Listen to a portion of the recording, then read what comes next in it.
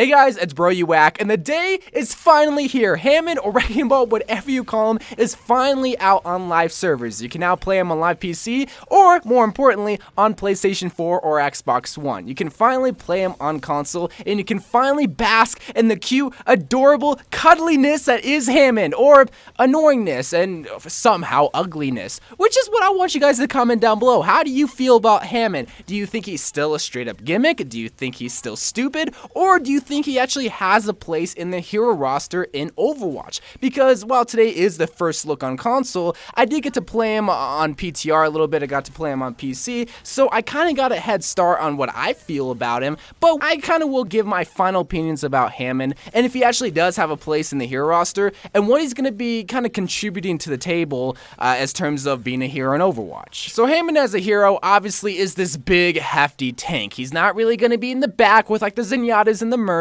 No, he's going to be leading the fight most of the time, or at least he should be leading the fight. Now, he doesn't deal out the most amount of damage, so he really shouldn't be getting gold limbs or gold medals every single game, but the way that I see Hammond in every single team comp is similar to like how Winston is in team comps. You know, he's going to lead a lot of fights, he's going to be diving in head first, he's not going to be getting the most amount of kills, but he's going to be providing space. More or less, he's just like, I don't know, he's just someone you can kind of piggyback off and just really just hold your ground with. And that's the same exact mentality that I have with Hammond, because he's very mobile even though he is a pretty big hefty tank. Heroes like Orisa and heroes like, I don't know, Roadhog are big and hefty and can get decent amount of damage, but aren't very mobile and really don't do all that well with a dive comp. Whereas someone like Winston or someone like Hammond or even someone like D.Va, who deal out a decent amount of damage, are very mobile, and that's their main niche. That's what you have to really kind of master with those heroes. Now again, I know this is a Hammond video, but I really just want to relate Hammond to other heroes so you get a basic idea of what I'm feeling. Because the main thing that you really have to master that's going to be very hard when you first start to play Hammond is the mobility factor, is the grappling hook factor, is the ground pound factor. All of that is going to help provide not only just space for your team just to go into the fight, but protection for you, and possibly just a little bit more DPS than someone who's just kind of rolling in and just shooting. And that's what I really like about Hammond, and why I'm not really surprised a lot of people are quote-unquote hating on him because of the gameplay that they see. Because when Hammond first got released, well, it was the first week of him being released. No one was the master of Hammond except for maybe Jeff Kaplan, just because he's a god at everything, you know? So it takes time, it takes practice to really get on every single map, play Hammond a good portion of the time on those maps, and really find the places that you can use your grappling hook and ground pound,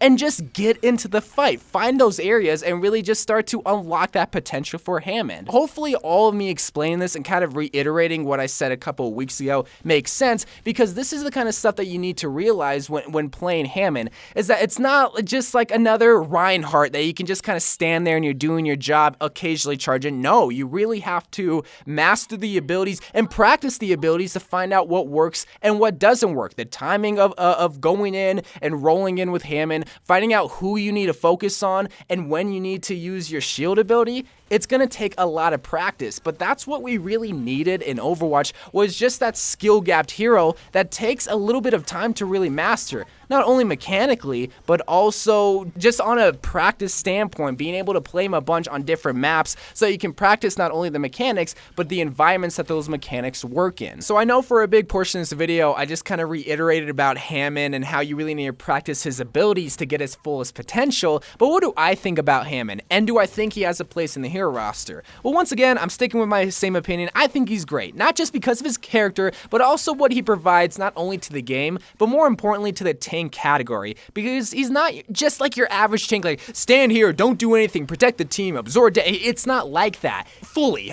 because he is going to be absorbing a lot of damage, he's going to be protecting the team, but not in a way of like how Reinhardt and Orisa or, you know, those other heroes do it. He's going to be similar like how Winston is, and getting into the fight, not be getting a lot of kills, but more or less just be a mixture of an off and main tank. And that's just kind of what we really needed, was that really aggressive, kind of DPS hungry tank, but somehow is not going to be fed enough. If that metaphor sounded so stupid, but it made more sense in my head. He's going to work well in dive comps. He's going to be really, really good on point maps. I'm talking about like 2CP and hybrid maps on the first point just because of his ultimate. A lot of people are going to be afraid of his ultimate, and they really should be because it's this huge minefield that's going to cause you to explode. So that's one aspect about him that's going to be important, is realizing, okay, he's very mobile, but he's also very stationary. It's very weird. He's a mixture of both, but that's sort of a good thing because it's going to take a lot of people time to really get down the mixture of being aggressive but also being passive. If you're too aggressive, you're going to be feeding a bunch. If you're too passive, you're not going to be getting into the fight and just spreading out the enemy team